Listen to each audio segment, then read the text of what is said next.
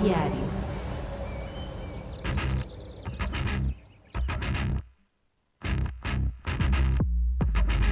En Occidente tenemos una perspectiva muy interesante sobre la piratería. Abunda la doble moral y su práctica, a veces por vicio, otras por necesidad. En Rusia, debido a la guerra contra Ucrania, se ven obligados a consultar material ilegal para saciar sus necesidades de entretenimiento. Sin embargo, no es la primera vez que ocurre en su historia y las consecuencias son más que interesantes, así que ¿me acompañas a conocer esto?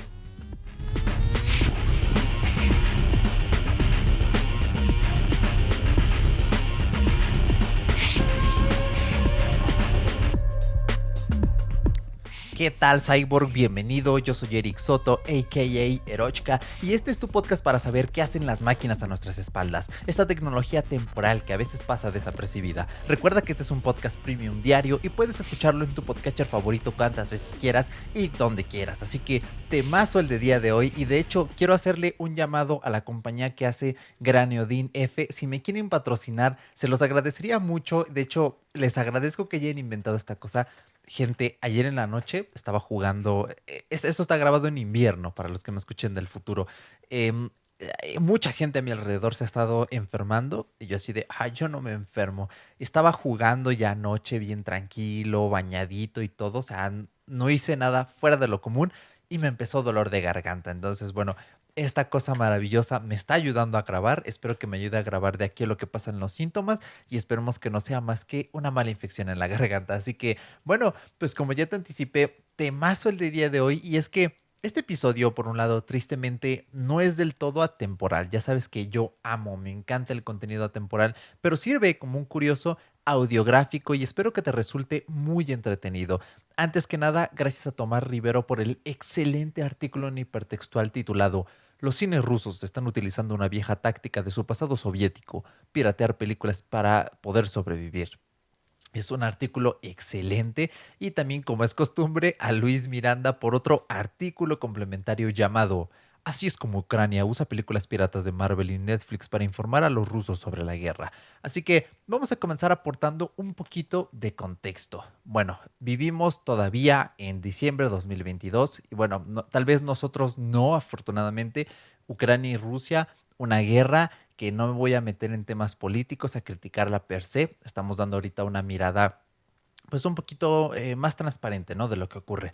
Y es que el cine en la época soviética era súper interesante. La Unión Soviética llegó a tener pues una producción cinematográfica muy interesante. De hecho, los rusos han aportado muchísimo al cine. Si recuerdan a Einstein, Einstein era un director de cine que aportó muchas bases.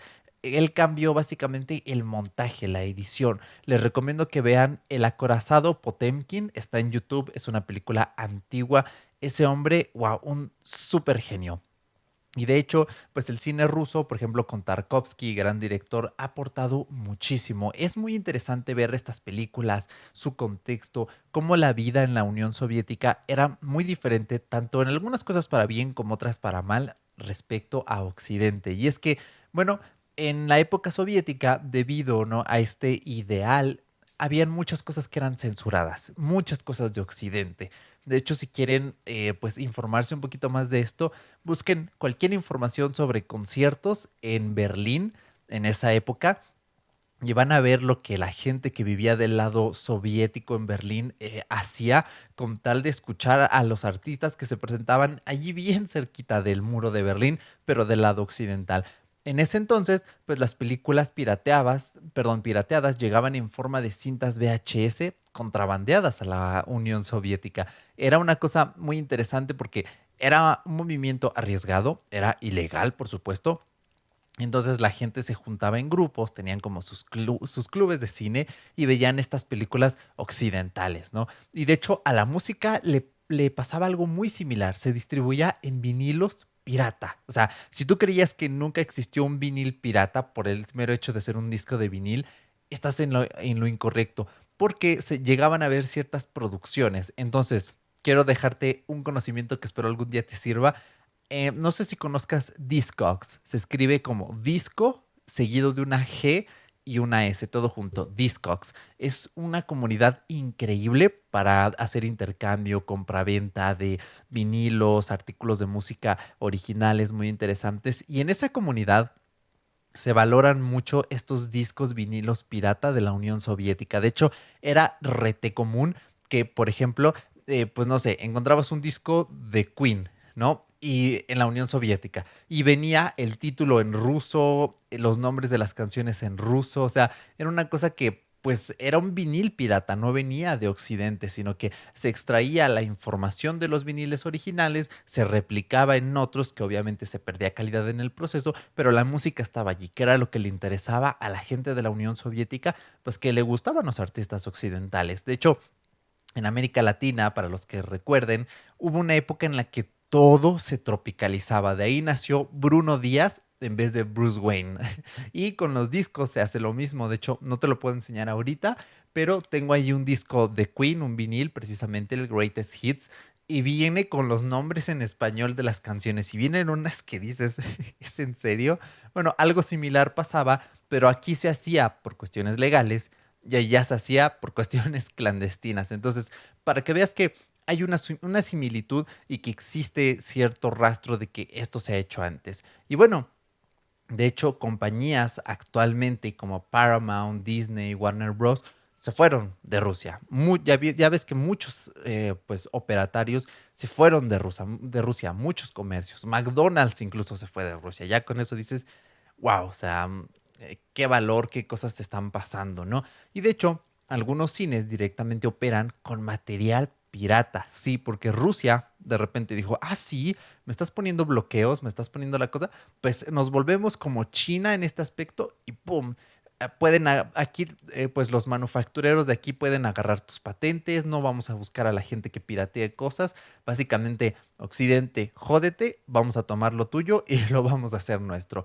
Y bueno, esto digamos que ha facilitado las cosas un poquito. De hecho, otros cines, algunos son rentados por personas. Las personas ponen los archivos pirata y les dicen a otras personas, vengan a ver la película, compren sus boletos y las ganancias se distribuyen, ¿no? Entre la sala de cine y entre los que pusieron el material pirata y rentaron las salas. Muy interesante, ¿no? Cómo la gente suple estas cosas, estas necesidades. De hecho, el cine estadounidense fue incluso el 70% del contenido en cines en Rusia. Y yo creo que en gran parte del mundo es así, para bien y para mal. Esto da para otro tema. Si quieres tener un día una charla sobre pues la influencia hollywoodense, el bien y el mal que ha hecho, podemos hablar de eso en un episodio o en la comunidad privada de Telegram para nuestros suscriptores.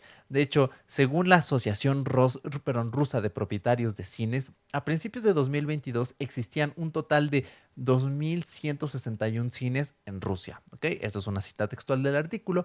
Pero para el 18 de abril, un 36% de estos locales cerraron. O sea, de verdad les ha pegado duro. En principio fue la pandemia. La pandemia, la verdad es que le ha hecho daños al cine que todavía no se reparan. Las películas cada vez rebotan más en taquilla porque estamos viviendo un cambio cultural, para bien y para mal. Y esta situación en Rusia los llevó un poco que al límite. De hecho, esta misma asociación ha comentado que se encuentran relanzando varios clásicos rusos a la gran pantalla. Además, también están trabajando con productores en India, Corea del Sur y otras regiones para suplir este vacío que dejó Estados Unidos en la zona. Entonces, bueno, se buscan ahí oportunidades. De hecho, los servicios de streaming pues tampoco se salvan, ya que pues también detuvieron sus operaciones y como el gobierno ruso ha estado bloqueando VPNs, tampoco pues son la opción a elegir.